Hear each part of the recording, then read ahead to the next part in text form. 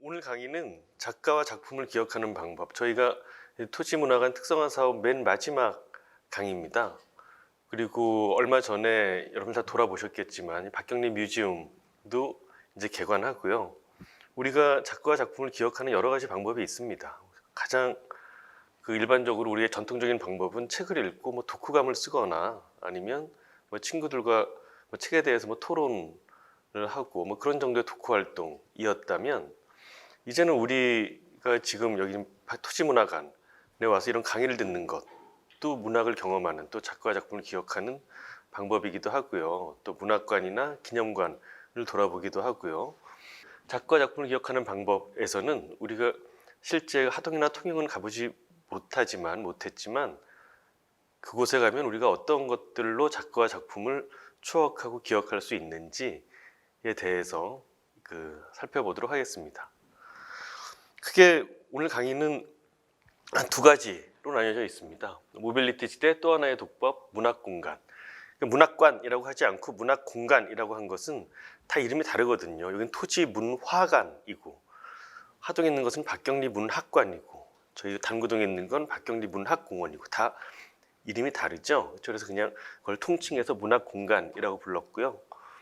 두 번째 강의는 2부는 철없는 아가씨들, 박경리의 여고 시절이라는 겁니다. 제가 저 제목을 이렇게 붙여놨더니 제 처가 아가씨라는 말은 요새 잘 안 쓰는데 그리고 좀 위험하지 않아? 이렇게 얘기하더라고요.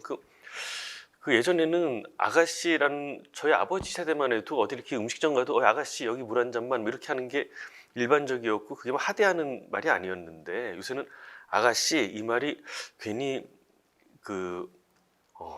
상대방을 비하하거나 좀 놀리는 것 같은 느낌이 든다고, 그건 안 돼 제목으로 이러더라고요. 근데 철없는 아가씨들에 제 따옴표를 해놨죠. 저거는 제가 쓴 말이 아니라 박경리 선생님이 작품 속에서 그렇게 당신의 여고 시절을 추억하면서 철없는 아가씨들이라고 쓴 겁니다.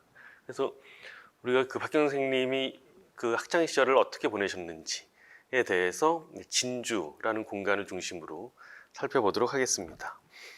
그냥 주로 이미지들, 저희가 이제 슬라이드로 보는 문학 기행이다 이렇게 생각하시면 되니까 이미지들을 쭉 따라오시고 제가 설명드리겠습니다.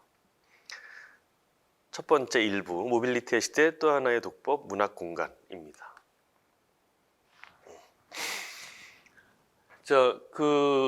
여러분들 다 느끼고 있다시피 문학을 둘러싼 환경이 아주 많이 변화될 수밖에 없었습니다. 그렇죠? 그리고 예전에는 책을 읽는 것이 다였다면 요새는 책을 읽는 것도 여러 가지 버전이 존재하죠. 그래서 문학의 생산과 소비, 유통에도 근본적인 변화가 생겼다라고 했는데, 장르 간의 융합, 차용과 교섭으로 보면 맨 앞에 있는 게 여러분들이 읽었던 소설 토지고요. 이거는 만화 토지고요. 드라마 토지고, 영화 토지고, 이거는 청소년 토지입니다. 그러니까 토지를 읽었다는 분들 보면은 너무 많아서 저는 이제 성인분들도 전 청소년 토지 우리 아이 사주고 저도 같이 읽었어요 하시는 분들도 있고요. 또 여긴 보여드리지 않았지만 동화 토지도 있고요. 그러니까 이제는 원전이 되는 소설 토지 외에도 토지를 우리가 기억하고 향유할 수 있는 여러 가지 방법이 있습니다. 오른쪽에 있는 이거 한국 근대 역사 문화 토지라고 되어 있는 건 잘 글씨는 보이지 않는데, 이거는 서울에서 시민인문학으로 10번 강의를 한 겁니다. 저희 박경리 문학공원에서 토지 학교에서 하는 것처럼 10번 강의하고, 지지난주에 여기 원주에 그분들과 같이 문학 탐방을 왔습니다. 그것도 예전과 다른 방법이죠. 작가와 작품을 기억하는, 또 그걸 우리가 다시 곱씹을 수 있는 여러 가지 방법이 있습니다. 해보신 것들이 있나요? 이거 박경리 작가 독서 챌린지는 여기 토지문화관에서 기획하고 있는 거고요. 그래서 여러분들이 책을 읽고 거기에 대한 독후 활동을 남기고 SNS에 올리고, 그럼 나중에 거기에 대한 수료증도 주고 이렇게 상도 주고 하는 이런 프로그램도 운영하고 있고요. 여기 보시면 우리 아이 책 읽기 해서 동화토지, 박경리 원작 해가지고 동화토지를 가지고 아이들과 같이 활동하는 것도 있고요. 이건 독자들이 아주 적극적인 독자들이죠. 토지를 읽고 그 안에서 주제를 뽑아서 그들끼리 어떤 스터디 그룹 같은 것들을 만들어서 토론을 하는 겁니다. 그래서 신여성, 모던걸이라는 대해서 우리가 얘기해 보자 이런 것들도 있고 그 뭐 이렇게 매일 토지 읽고 필사하기 4주차 뭐 이런 활동도 많이 하고 있고요. 혼자 하기는 힘들고요. 특히 토지와 같은 작품은 이런 걸 하기에 아주 좋은 작품입니다. 워낙 작품이 길고 방대하고 또 아주 많은 역사적인 사건들, 인물들이 등장하니까 혼자 그것들을 다 챙겨서 읽기는 쉽지 않고요. 그러니까 오히려 이렇게 같이 책 읽는 그룹을 만들어서 서로 이렇게 토론도 하고 서로 이렇게 도움도 주고받고 하면 훨씬 더 책 읽는 재미를 느낄 수 있는 작품이 토지입니다. 여기에서 제일 큰 공간을 차지하고 있는 곳은 여기가 아니라 주차장입니다. 그렇죠? 예. 그리고 토지문화관을 짓고 여기 많은 사람들이 와서도 제일 불편해했던 게 차를 가지고 와도 차를 세울 데가 없는 거예요. 그리고 차 밑에 세우거나 뭐 이렇게 버스는 돌려가지고 다른 데 서 있다가 전화하면 다시 와서 우리를 태우고 가거나 이랬던 겁니다. 근데 여기 보시면은 자동차 한 대당 인구수가 뭐 거의 뭐 2명에 한 대꼴로 우리나라 이게 2019년 통계인데 이게 차가 없는 집이 없고 그러니까 우리가 그 박경리 문학공원이나 여기 토지문화관이 아니어도 제가 좋아하는 작가 어떤 문학관이나 기념관을 가보면 그게 시내 한복판에 있는 경우는 거의 드물죠. 그렇죠? 또 작가의 생가를 찾아가는 것도 그렇고요. 근데 그런 것들이 어렵게 느껴지지 않고 가자 할 수 있는 게 이제는 누구나 차를 가지고 쉽게 움직일 수 있고 또 그렇기 때문에 이런 공간을 만들면 주차장을 얼마나 만들어야 하는지 만들어야 또 사람들을 유인할 수 있는지 이런 것들이 중요한 지점이 됩니다. 그래서 지자체에서 이런 그 모빌리티 시대에 걸맞춰서 이런 문학관, 기념관, 문화관 등이 개발되고 있고요. 또 우리가 뭐 동영상을 통해서 유튜브에서 박경리 토지만 쳐도 아주 많은 그 콘텐츠들을 확인할 수 있습니다.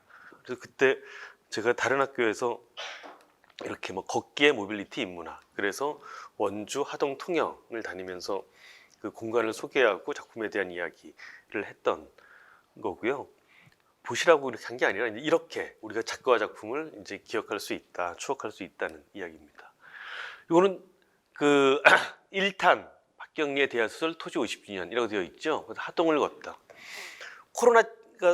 코로나19라고 하잖아요. 2019년 겨울부터 시작이었는데 그해 2019년 봄에 기획했던 게 뭐냐면 교보문고랑 여행사랑 그리고 출판사랑 같이 협업을 해서 작가의 고향이나 작품의 배경이 되는 곳을 찾아가는 그런 프로그램들을 운영했습니다. 그 첫 번째가 이 하동을 걷다라는 것이었는데 그래서 사람들이 이때는 코로나가 뭔지도 몰랐을 때 반응도 좋고 야 이거 너무 좋다. 다음엔 통영을 가자, 진주를 가자, 우리 용정도 가자 이렇게 막 기획을 세웠었어요. 그러다가 결국은 코로나 때문에 아무것도 하지 못해 1탄만 하고 이걸 멈췄습니다. 좀 우리 시절이 좋아지면 이제 이것도 조금 더 발전적으로 진행할 수 있지 않을까 싶습니다. 정리해 보면 우리가 그 박경리라는 하나의 브랜드라고 치면 하동에는 문학관이 있습니다. 작품의 배경이 되는 곳이에요. 그 문학관이 있고요. 통영은 작가의 고향입니다. 그래서 작가의 기념관이 있고요. 박경리 기념관이죠. 박경리 문학관이고 그리고 원주에는 박경리 문학공원이 있죠. 토지를 완결지은 곳이죠. 그리고 말년까지 하셨던 곳이고 서울에는 박경리 가옥이라고 있습니다. 서울에서 이름을 그렇게 붙였는데 그러니까 60년대 70년대 박경리 선생님이 작품 활동을 하시던 김약국의 딸들 뭐 시장과 전장 등등 작품 활동을 하시던 그 곳을 우리가 박경리 가옥이라고 부르고요. 하동에 있는 박경리 문학관은 토지마을이라고 큰 토지마을 안에 문학관이 있고 그 안에 최참판댁이 있습니다. 통영 기념관은 추모공원, 박경리 추모공원 안에 있고요. 박경리 선생님 묘소가 있고요. 아시다시피 문학공원에는 문학의 집과 옛집, 그 집필실이 있고 또 지금 우리 이곳 토지문화관과 박경리 뮤지엄이 있습니다. 그러니까 대한민국의 어떤 작가도 그 작가와 관련된 공간이 이렇게 다양하게 또 이렇게 전국 각지에 산지에 있는 경우는 없습니다. 그러니까 하나는 우리가 작품의 배경이 되는 곳이고 하나는 작가의 고향이 되는 곳이고 또 마지막에 작품 활동을 하셨던 곳이고 그 공간이 다 이렇게 기념할 수 있는 문학관, 기념관, 문학공원 등으로 만들어져 있습니다. 두 군데가 있는 경우는 있죠. 예를 들면은 태백산맥을 쓰신 조정래 작가님 같은 경우에도 조정래 문학관도 있고요. 그 동네 가면 벌교에 가면 태백산맥 문학관도 있습니다.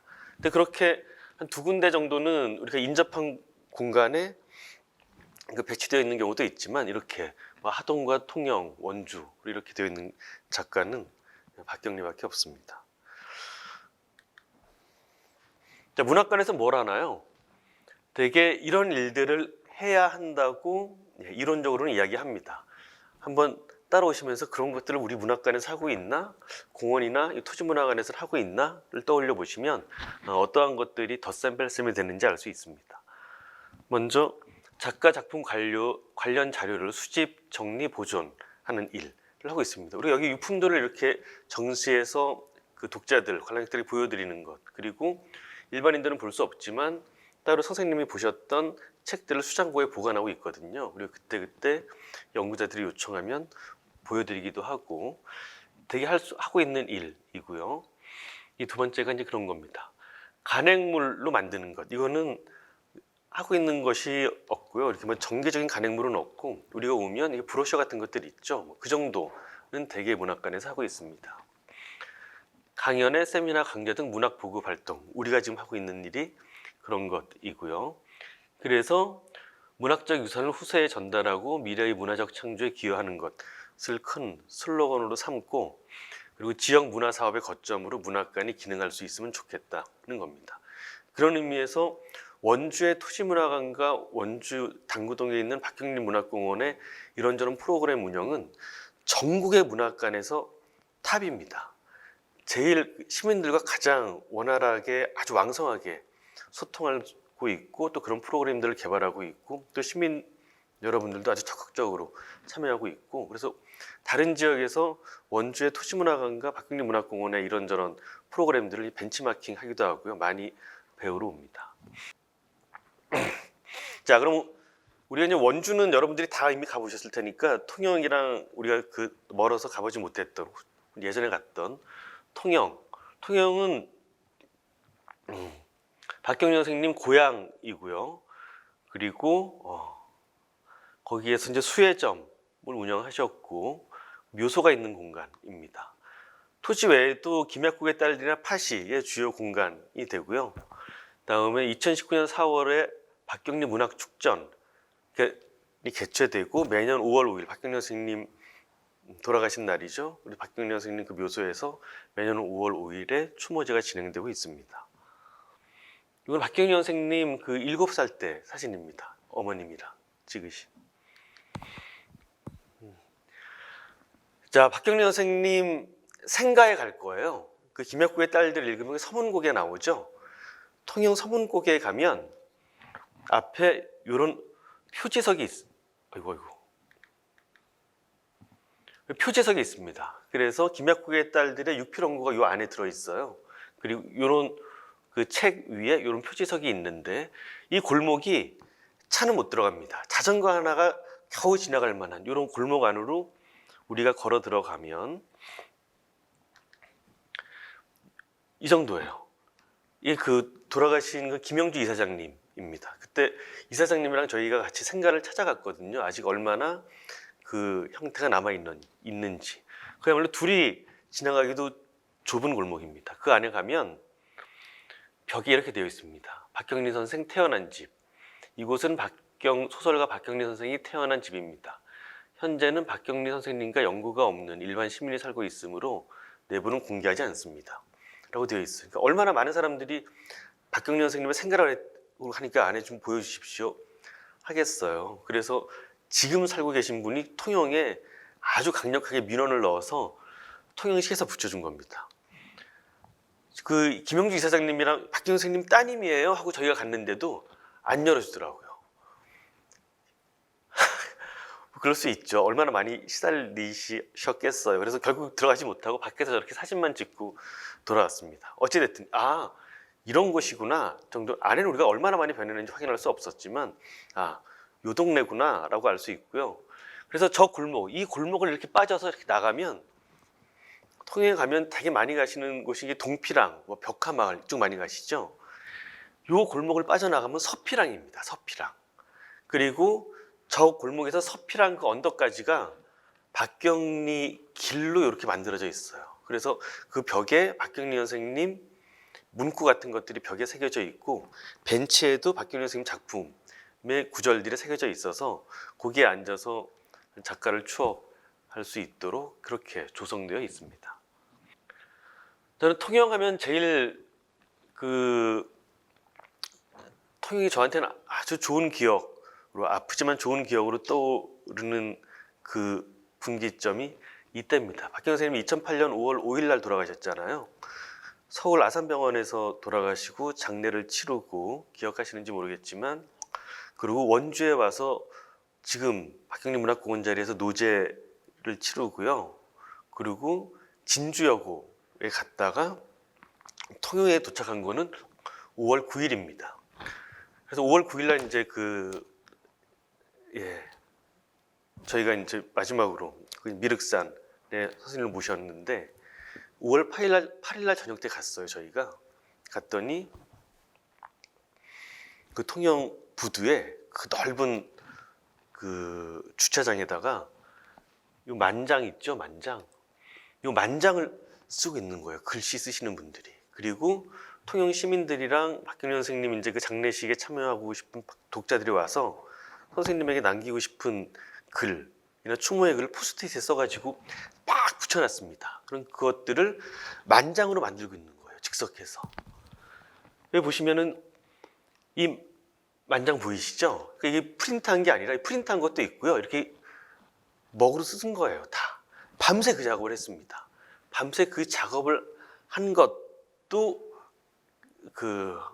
너무너무 감사한 일인데, 여기 보시면은 지금 통영에서 노제를 지내고 있는 거거든요. 통영시가 아예 철시를 한 거예요. 가게 문을 닫아둔 겁니다. 박경리 선생님이 그 노제를 지내기 위해서. 그래서 그 부두부터 밀산까지 가는데, 그러니까 우리가 어떤 도시가 아무리 작은 도시라고 그래도 어떤 작가를 추모하는 일을 하기 위해서 가게 문도 다 닫고 버스도 다니지 않고 그렇게 할 거야. 여기에다 동의하기가 쉽지 않은데, 요새는 더욱더 그럴 텐데 그때 그렇게 했어요. 통영 시민들이 다. 그리고 다 참여해서 이렇게 저희가 그 만장을 들고 통영에서 노제를 지냈습니다. 이게 이제 그 바로 전날 밤이에요. 이게 박경리 선생님 그 통영 추모공원의 모습입니다. 그래서 올라가는 길에 그 미륵산 그 한 중턱 박경리 선생님 묘소가 있는데요. 길을 따라 올라가면 중간중간에 이렇게 바위에 선생님의 시나 산문, 소설의 문구들을 뽑아서 볼 수 있도록 해놨고요. 그 오신 분들이, 그 참배객들이 쉴 수 있는 이렇게 정자도 마련되어 있습니다. 버리고 갈 것만 남아서 참 홀가분하다. 길도 예전보다는 훨씬 더, 예전에는 이렇게 비포장이었는데 지금은 다 정비되어 있고요. 이게 지금 사진이 작아서 뭐 그런가 보다 싶지만 여기 벤치가 있고요. 그 박경리 선생님이 그 통영에 대한, 토지에서도 그렇고 김약구의 딸들에서도 그렇고 다른 박경리 선생님의 소설에 보면 어떤 고장보다 통영에 대한 묘사가 가장 디테일하고 아름답습니다. 그리고 통영에 대한 외부적인 묘사뿐 아니라 그 통영이라는 도시가 가지고 있는 어떤 풍속이나 풍물, 또 관습까지도 아주 디테일하게 묘사되어 있어요. 박경리 선생님이 태어나신 곳이고 자라신 곳이니까 너무너무 잘 알고 있는 곳이죠. 그 동양의 나폴리라고 불렀던 곳인데, 여기 그 박경리 선생님 묘소를 등지고 앞을 보면 그 바다와 점점이 떠 있는 바다가 너무너무 아름답습니다. 여기 보면 묘소가 두 개가 있는데요. 요거는 처음에 그 2008년도에 박경리 선생님 묘소 만들었을 때는 앞에 상석도 없고 아무것도 없었습니다. 박경리 선생님이 그렇게 하지 말라고 하셨거든요. 이렇게 치장하지 말라고.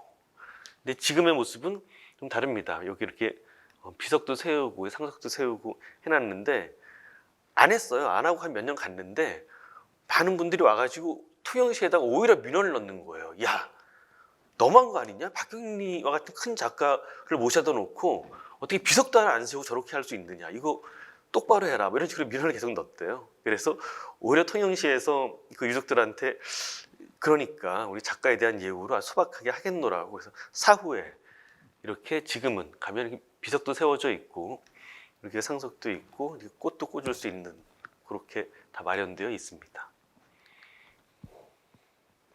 아까 그 사진을 확대한 겁니다.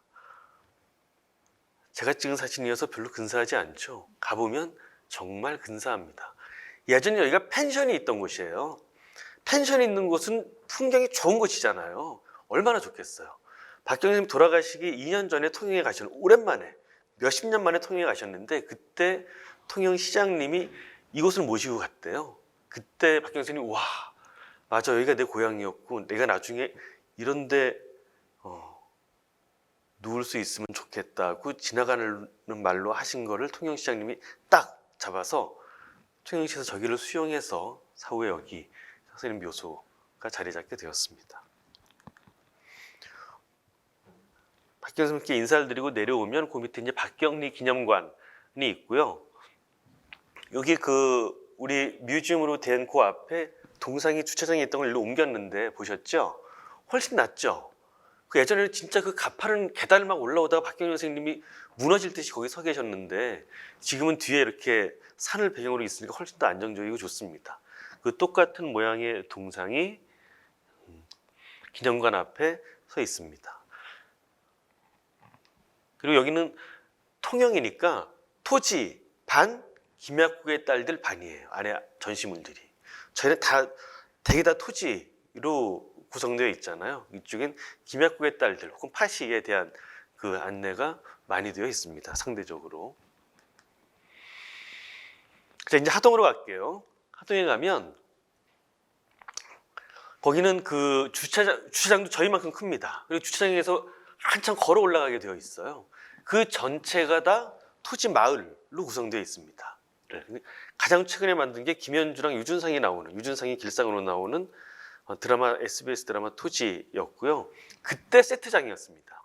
그래서 거기 가보면 토지마을 입구에 가보면 밑에 박경리 문학비가 큰 게 하나 있고요.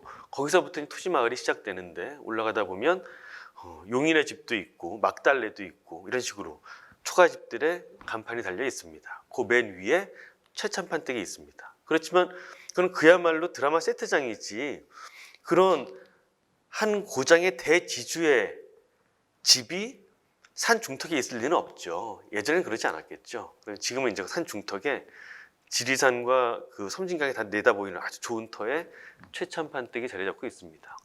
그 옆에 그 2016년에 기존의 농기구 박물관이었는데 그걸 리모델링해서 박경리 문학관으로 이름을 붙여서 개관했고요. 2001년부터 그 토지문학제를 개최하고 있고 2015년부터 토지학회가 주축이 되어서 학술대회를 개최하고 있습니다. 작년에 박경리 문학관을 리뉴얼했습니다. 그러니까 하동이 다른 고장보다 잘하고 있는 게 그리고 박수받아 마땅한 일이 대개 우리가 어떤 앞에 누가 붙든지 간에 그 문학관에 가보면 거의 한 번 만들어 놓고는 방치되어 있습니다. 박제처럼. 그리고 띄엄띄엄 관람객들이 와요. 근데 하동은 많이 오고요. 일단 외부 관람객들이 1년에 몇십만 명이 온답니다. 그리고 수학여행도 많이 오고 그래서 계속 업데이트하고 있어요. 그래서 2016년에 하고 2020년에 다시 업데이트해서 안에 있는 콘텐츠들을 많이 바꾸었습니다. 자, 하동의 공간 구성이 이렇게 되어 있습니다. 말씀드린 토지 마을이고요. 이렇게 뭐 용인에 뭐 막달래 뭐 구천이나 이렇게 있고요. 다음에 박경리 문학관이고요. 예전에 농기구 박물관이었던 그 오른쪽에 최찬판댁이 있고요. 맨 위에 가면 문학 앤드 생명이라고 해서 이게 예전에는 평사리 문학관이라고 이름을 붙였었는데 지금은 간판을 문학 앤 생명으로 바꿔 달았습니다. 이렇게 네 군데가 이렇게 동선이 만들어져 있습니다. 자, 이게 토지 마을에 있는 그래서 여기 이제 뭐 용인의 집, 뭐 그 막달래, 뭐 김평산댁 이렇게 해가지고 그 비슷하게 꾸며놓고요. 지금은 그냥 이렇게 여기 이제 2평이네요. 그냥 이렇게 안에 볼 수만 있고 별로 활용하고 있지 않은데 처음에는 제가 처음 토지학교 할 때, 그러니까 벌써 10년도 넘었죠. 처음 토지학교 할 때 그때만 해도 너무 지금 생각해 보면 거의 판타지 같은데 토지학교 끝나고 토지학교 수업 들었던 분들이랑 하동에 1박 2일로 마지막에 답사를 갔어요. 그리고 어디서 잤는지 아십니까? 아니 여기도 아니고요. 최참판댁에서 잤어요.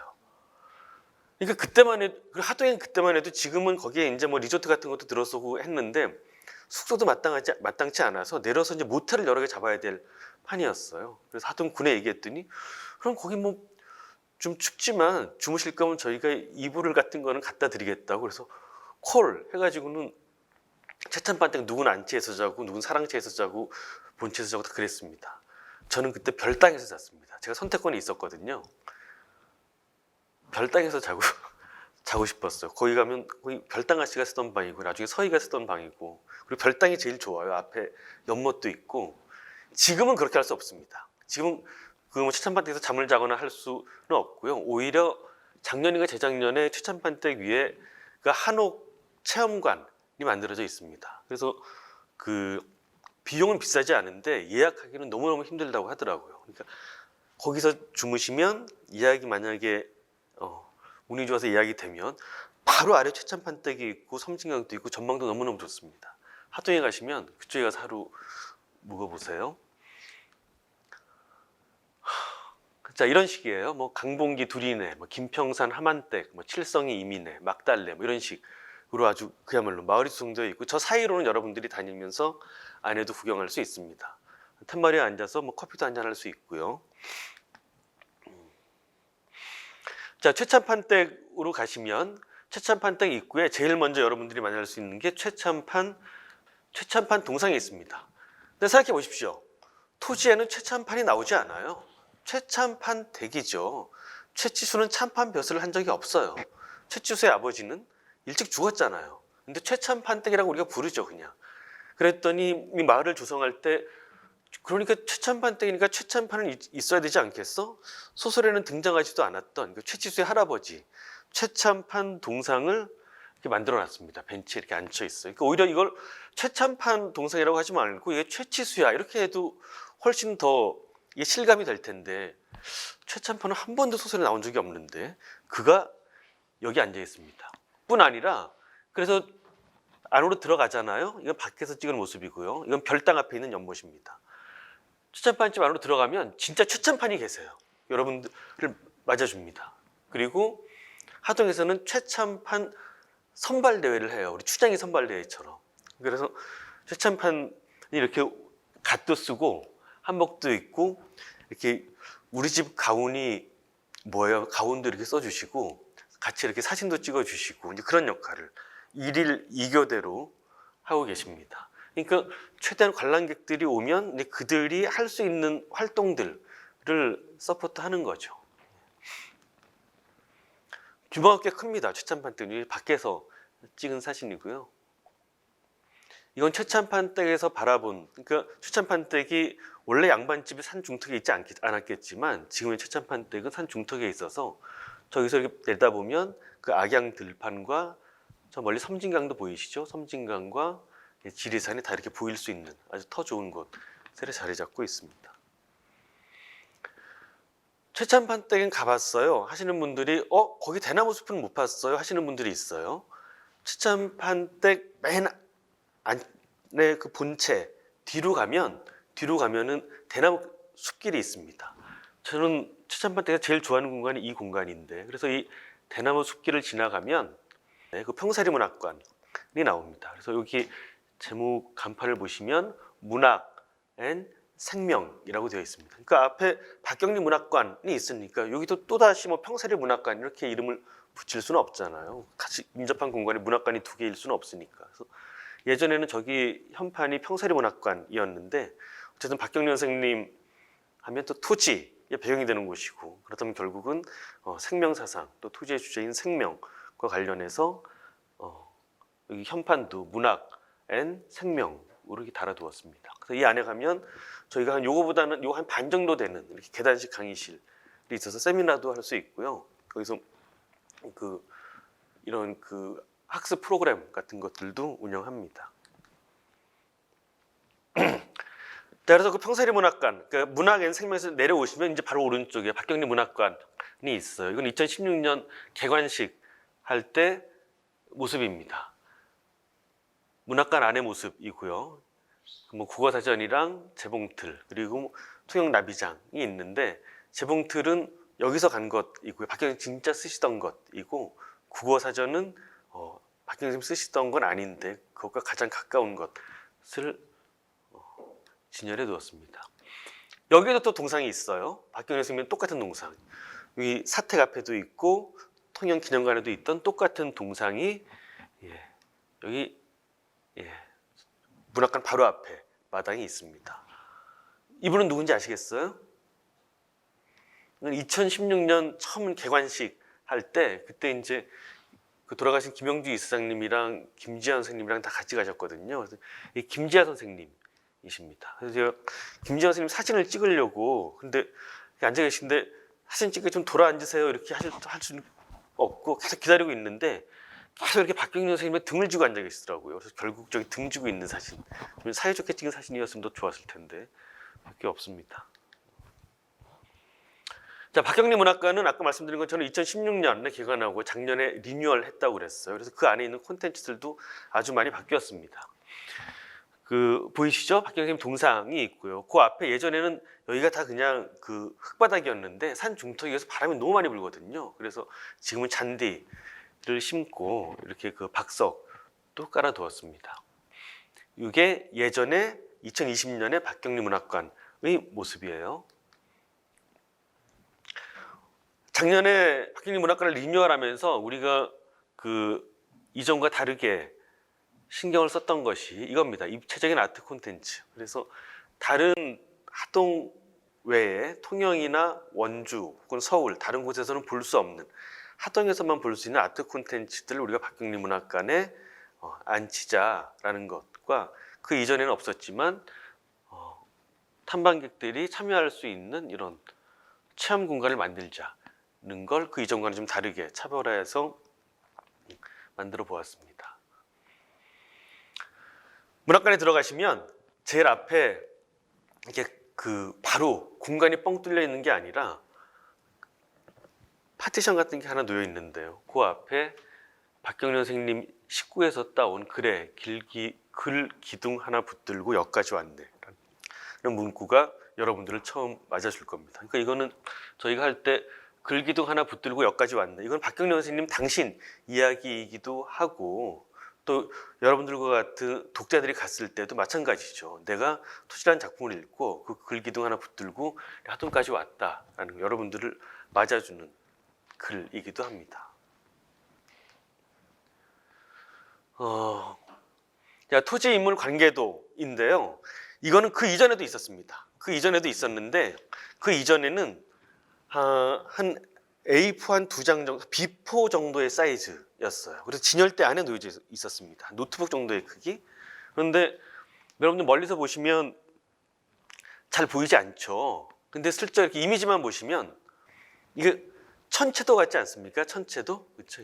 그걸 구상한 겁니다. 그러니까 토지에는 700명 가까운 인물들이 등장하는데 그 인물 중에 서희랑 길성이가 제일 중요한 인물이야. 서희와 길성이가 주인공이야. 이렇게 말할 수 없거든요. 그야말로 거기 있는 모든 인물들이 살아 숨쉬고 그야말로 생생하게 나름대로의 존재값을 가지고 있는 것인데 그래서 그 인물들을 하늘에 떠 있는 별처럼 저 별 중에 저 어떤 별이 제일 중요해가 아니라 그 모든 별이 빛나고 있는 것처럼 그 천체를 이미지화해서 만든 인물 관계도입니다. 이게 대개 인물 관계도는 이거는 그 토지 사랑의 이제 그 분이 아주 정교하게 만들어 놓으신 건데요. 대개 우리가 인물이 많이 등장하는 소설의 인물 관계도를 만들면 되게 이런 식으로 만들죠. 그렇죠? 그래서 위에 1세대, 2세대, 3세대 이런 식으로 추리 형식으로 이렇게 위계를 만드는데 그런 위계를 만들지 않고 모두 대등하게 그렇게 모두 빛나는 인물들이 토지에 배치되어 있다는 것을 이미지화한 겁니다. 그래서 지금은 리뉴얼하면서는 저걸 진열대에서 꺼내서 크게 키웠습니다. 그래서 거의 그 이전의 크기보다 한 4배 정도 크게 되어 있어서 벽에 붙어 있어서 이제는 볼 수 있습니다. 거의 한 이 정도 크기가 될 듯 싶어요. 실물이. 그렇죠? 그러니까 저 토지 인물 관계도 그곳에만 있는 겁니다. 하동에만. 또 이거는 그 요번에 2020년에 새로 리뉴얼하면서 만든 것인데요. 김봉준이라는 작가가 흙, 불, 물을 소재로 해서 점토로 구운 겁니다. 꽤 규모가 큽니다. 한 7m 정도 돼요. 여기에서 여기까지 한 면이 다 이걸로 채워져 있습니다. 또 가까이서 지금 이런 식이에요. 그래서 여기 예전에는 토지 인물 형상도가 있던 공간인데 그 이전보다 바뀔 때 저희가 의도했던 건 그 이전에는 전체적으로 좀 톤이 어두웠거든요. 모노톤이었고 딱 흑백이 많았고요. 이번에는 이렇게 색채도 입히고 훨씬 더 예전보다 많이 밝아졌습니다. 그리고 여기서부터 7m 정도 되는데 걸어가시면서 보면 토지를 읽으신 분들은 토지에 이런 저런 사건들, 이런저런 이야기들을 이렇게 이미지화해서 보여주고 있구나를 여러분들 충분히 캐치할 수 있을 겁니다. 토지 인물 형상도인데요. 이건 그 이전에 있던 게 요거는 살아남았습니다. 이게 그 이전에도 반응이 좋았거든요. 사람들이 이건 뭐야? 여러분들이 생각할 때 아까 서희 하니까 난 최수지 이렇게 떠올리셨잖아요. 그리고 박경영 선생님도 최수지 마음에 드셨다고 하셨고, 그러니까 우리가 이 인물 형상도를 보시면 꼭 가족 사진 같죠? 좀 크게 보여드릴까요? 이렇게 되어 있습니다. 권민호라는 작가가 그림을 그린 것인데 이 그림을 그리는데 사진을 찍는 거는 순간 그 스냅이지만 이거는 거의 한 1년여가 걸렸습니다. 근데 이때 얘기를 잠깐 말씀드리면 제가 다른 자리에서 말씀드렸는데 생각해 보십시오. 박경영 선생님이 글로 묘사해 놓은 것이잖아요. 서희는 이렇게 생겼어. 길상이는 이렇게 생겼어. 강포수는 이래. 그 글을 가지고 저희가 상상해서 그림을 그리는 거예요. 근데 그야말로 맨땅에 헤딩할 수 없으니까 그야말로 구한말 조선인들의 대강의 모습들이 어땠는지를 빅데이터로 만들어서 그때 조선인들과 가장 근사한 모습으로 또 박경영 선생님이 묘사한 것들을 같이 엮어서 만든 겁니다. 그래서 딱 보면 강포수구나는 알 수 있겠죠. 총을 들고 있으니까. 그래서 가족 사진 컨셉으로 하동 박경리 문학관이니까 평사일에 주로 지분이 있는 인물들을 중심으로 배치한 겁니다.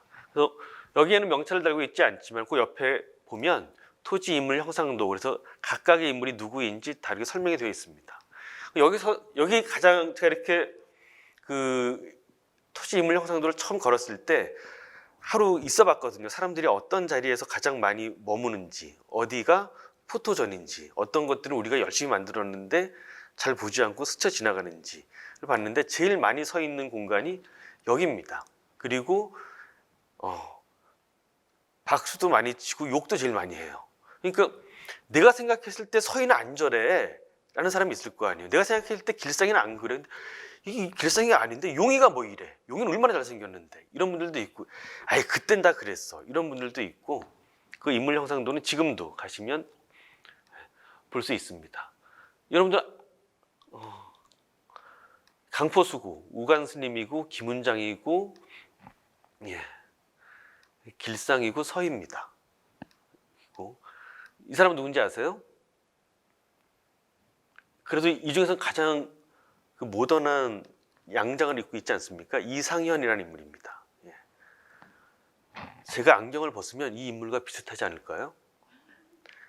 그래서 그때 권민호라는 작가가 저랑 계속, 근데 잘 안 되는 거예요. 그러니까 제가 머릿속에 있는 걸, 그리고 박경영 선생님이 소설 토지에서 묘사한 걸 그대로 뽑아서 갖다 드리면 그리는데, 그래가지고 와서 제가 이제 컨펌을 해야 되는데 보면 제 머릿속에 있는 것보다 모습이 달라요. 그럼 또 다시 제가 말씀을 드립니다.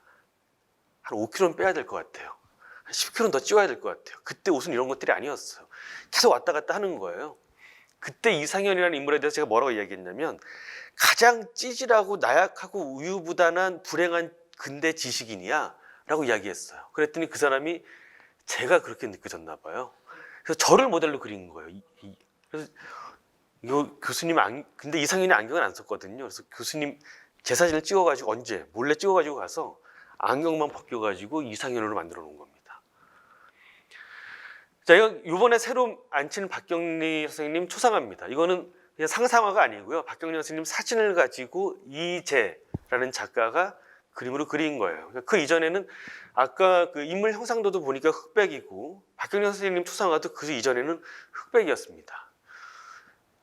글기둥 하나 붙들고 여기까지 왔네라는 파티션이 있다고 말씀드렸죠. 문을 열고 들어가면 그 이전에는 그 파티션이 없이 정면에 박경리 선생님 초상화가 있었어요. 큰 초상화가 흑백으로 그려진.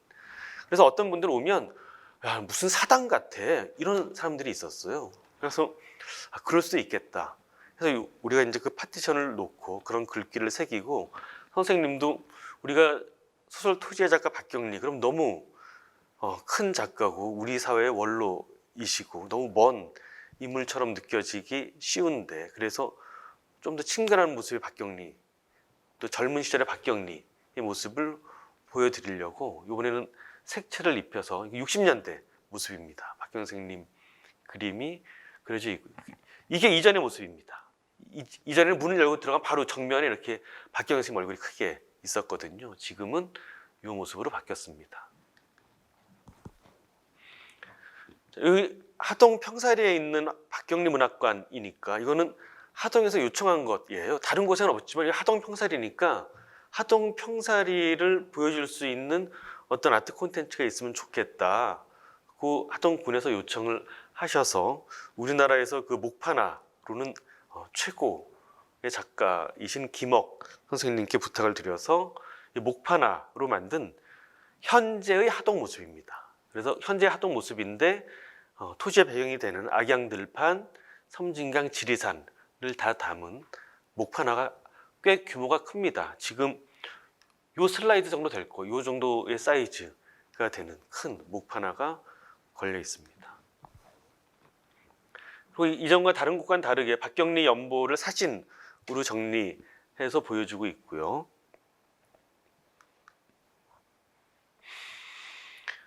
박경리 선생님 그 동영상도 이번에 새로 만들었습니다. 여기 그 75인치짜리 스크린에 박경리 선생님 그 태어나셨을 때부터 돌아가셨을 때까지의 삶을 압축적으로 보여주는 동영상이 상영되고 있습니다. 박경리 선생님 유품들이 전시되어 있고요. 여기 특히 따로 이렇게 벽부장도 만들어 두었습니다. 그리고 아까 말씀드린 것처럼 그 오신 분들이 이렇게 필사할 수 있도록 원고지도 마련되어 있고요. 체험하는 공간입니다. 여기가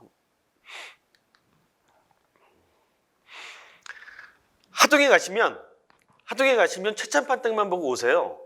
그리고 박경리 문학관은 안 보고 오시는 분들도 있어요. 또 박경리 문학관 근데 여러분들은 박경리 문학관이랑 최찬판댁만 보지 마시고 반드시 어딜 가실 거냐면 고소성으로 가실 겁니다.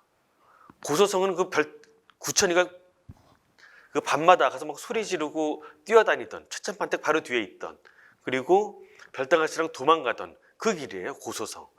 근데 토시마을 그 차가 다니는 그 길에서 토시마을로 올라가고 왼쪽으로 가면 고소성이에요. 거기 올라가면 성이잖아요.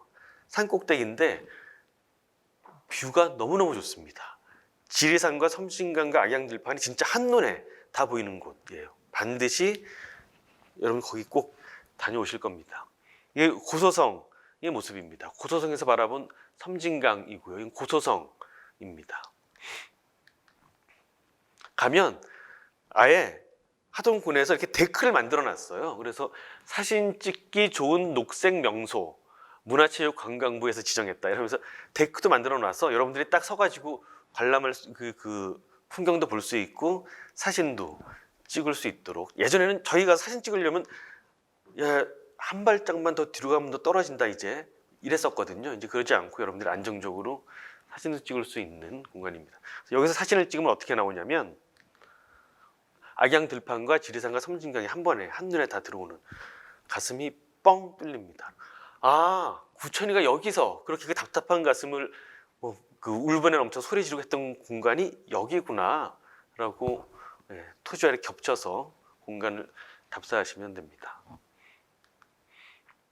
매년 8월 15일 날 토지의 날 행사를 박경리 문학공원에서 하고 있고요. 8월 15일은 토지가 완간된 그 박경리 선생님 마지막 푸른 하늘에 실구름이 흐르고 있었다. 이게 토지의 마지막 줄인데 오부에 그리고 끝이라고 그 마침표를 찍은 게 1994 2004년 8월 15일 새벽 2시였답니다. 그래서 그 시간을 기억하기 위해서 매년 8월 15일 날 토지의 날 행사를 박경리 문학공원에서 하고 있고요.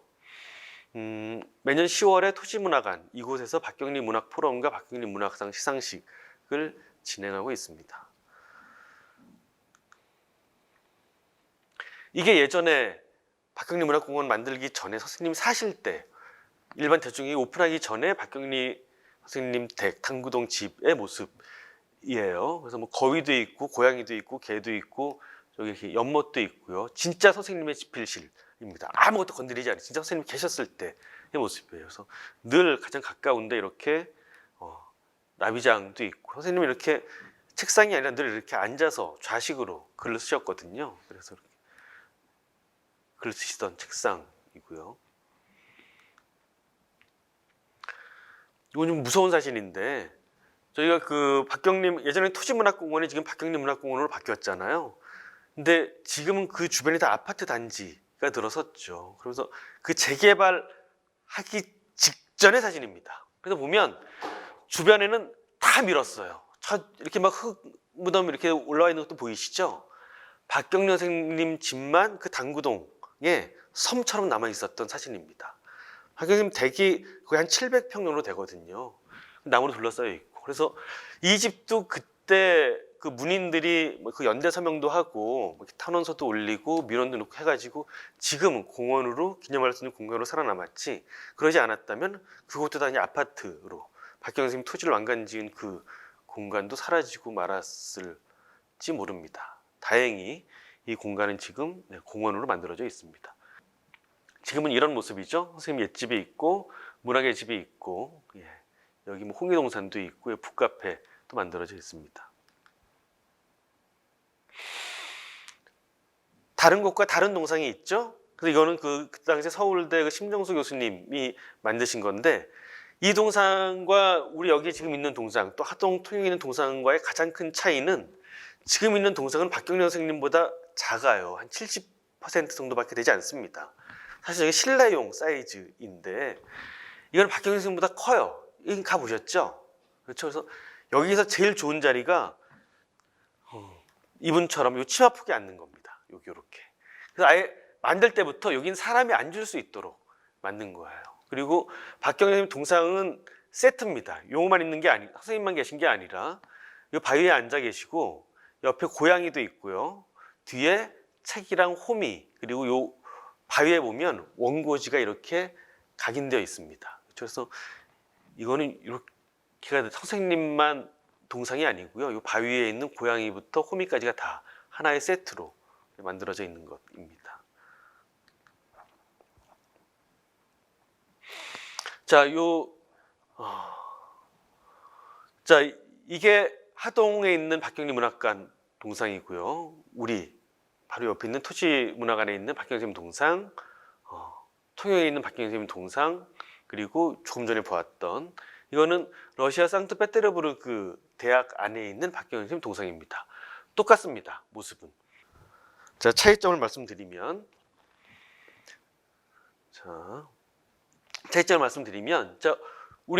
지금 우리가 있는 곳 토지문화관은 여기 작가의 집필실에 있고 작가들이 창작 활동을 하는 곳이에요. 그래서 이 선생님이 서 계신 좌대에 꿈꾸는 자가 창조한다라고 새겨져 있습니다. 그렇죠?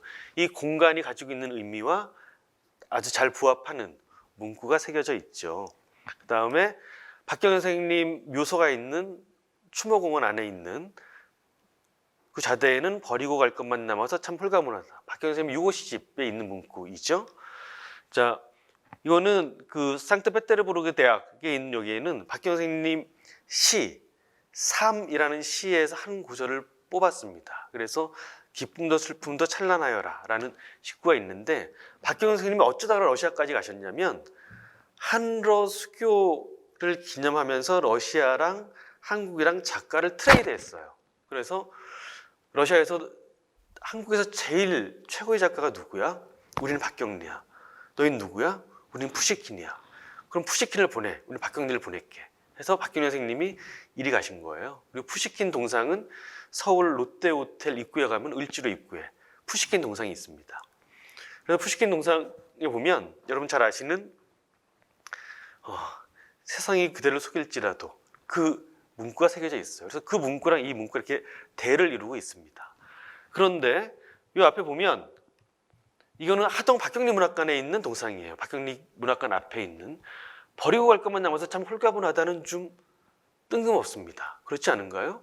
저는 박경리 선생님의 유고 시집에 있는 문구이고요. 여기는 토지의 배경이 되는 곳이니까 또 박경리 문학관 앞에 있는 것인데 작가는 돌아가셨지만 그렇다면은 다른 공간의 좌대와 마찬가지로 여기 토지와 관련된 다른 문구가 새겨져 있었어야 했을 텐데 너무 같은 해에 만들어졌거든요. 근데 너무 쉽게 그냥 따라간 것이 아닌가 싶고요. 또 하나 다른 건 다 이 문구와 박경리 선생님이 같이 여기에 버리고 갈 것만 남아서 참 홀가분하다가 쓰여져 있는 거예요. 근데 이거는 박경리 선생님 뒤에 저 글자가 새겨져 있습니다. 그래서 사람들이 저 글자랑 박경리 선생님 같이 찍고 싶은데 찍을 수가 없어요. 박경리 선생님과 같이 이렇게 사진을 찍으면 문구가 안 보이고 문구를 찍으면 박경리 선생님 뒤태를 찍게 되어 있습니다. 그러니까 저건 뭔가 좀 다시 조정이 필요하다라는 생각이 듭니다. 곧 그렇게 될 거예요. 토지문화관이고요. 여러분들 지금 보고 계신 이거는 예전에 우리가 박경리 선생님 돌아가시고 나서 그 해에 원주시에서 용역을 받아서 우리가 이곳을 어떻게 꾸미지 했을 때 나왔던 기획서입니다. 그래서 그 당시 계획은 토지문화관이 있으면 이 앞에 세계문학 테마파크를 만들기로 했었는데 그렇게 하진 아직 못했고 지금 원주시장님이 지금보다는 훨씬 더 많이 좀 투자를 하셔서 선양 사업을 하시겠다는 그런 열정을 가지고 계시니까 지금보다는 좀 더 많은 콘텐츠들과 볼거리들이 만들어질 수 있지 않을까 싶습니다. 제일 큰 공간은 뭐라고요? 주차장입니다. 2021년 10월 28일 날 저희 박경리 뮤지엄 개관했고요. 예전에는 우리가 그 사택을 아직 공개하지 않았었어요. 근데 지금은 이제 안에 들어가서 보실 수 있습니다. 그 앞에 꿈꾸는 자가 창조한다 동상이고요. 올라가면 볼 수 있습니다. 서울 정릉까지 볼게요. 보고 이제 잠깐 쉬겠습니다.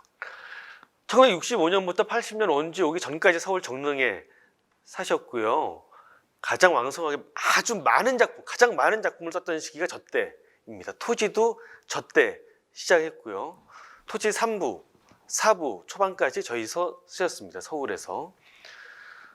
그런데 지금은 그곳에 우리가 볼 수 있는 것이 없습니다. 너무너무 안타깝습니다. 저는 집이 서울인데 그래서 이곳에 그것이 있으면 내가 얼마나 잘 관리를 할 텐데 얼마나 많이 열심히 홍보를 할 텐데 싶기도 하고요. 뭐가 있냐면 서울시에서 한 건 전봇대에다가 박경리 가옥이라고 해서 이걸 붙여놓은 게 답니다. 서울시에서 한 일은 이게 다예요. 비용도 요만큼 들인 거예요. 그런데 좋아 그렇다고 치자고. 그런데 박경리 하우스라고 되어 있는데 박경리가 이렇게 되어 있습니다. BAKGYONGRI 라고 되어 있는데 여러분들도 그 여권 영문 이름 쓰면 이게 여권 이름 영문자 스페링이 같아야 돼요. 이렇게 하잖아요. 모두가 다 자기의 이름을 영문으로 쓸 때 쓰는 고유한 나는 세상에 하나뿐인 고유명사니까 있어요. 박경리 선생님도 마찬가지입니다. 되게 우리가 박씨성을 가지시는 분들이 PARK라고 쓰는데 박경리 선생님은 당신 여권에도 당신 이름을 영문으로 쓸 때도 늘 PAK라고 쓰셨거든요. 그리고 경리도 KYONGNI 이렇게 선생님이 당신의 이름을 저렇게 썼어요. 그러니까 이것도 박경리 가옥도 이것도 박경리라는 작가의 고유명사 그리고 박경리라는 작가를 기념하는 공간인데 그렇다면 이것도 그렇게 해야죠. 그렇죠? 근데 이건 왜 저렇게 했는지 전혀 어려운 일이 아니잖아요. 여기 토지문화관에 전화해서 건국주님한테 박경리 선생님 영어 스페링이 어떻게 돼요? 전화 한 통만 하면 할 수 있는 일입니다. 이거는 박경리 문학공원에 제대로 되어 있는 거예요. 그렇죠? 야 어쩜 저렇게 무심하게 일을 했을까? 그리고 어쩜 저렇게 제대로 뭔가 하나 만들어 보지도 못했을까라는 안타까움이 있습니다. 그래서 이렇게 되어 있어요. 가보시면 이거는 독자들이 한 거예요. 누가 봐도 이건 관에서 한 것 같지는 않죠. 그래서 정릉골 토지, 박경련 선생님이 이렇게 남의 집 담벼락에 박경련 선생님이 사셨던 곳은 이곳이 아니라 화살표를 따라서 올라가야 돼요. 올라가면 경로당이 있고, 이건 선생님이 돌아가신 2008년도 5월 5일 날 돌아가시고 나서 김영주 이사장님이랑 이 토지학회 이사분들이랑 저곳을 답사하러 갔었습니다.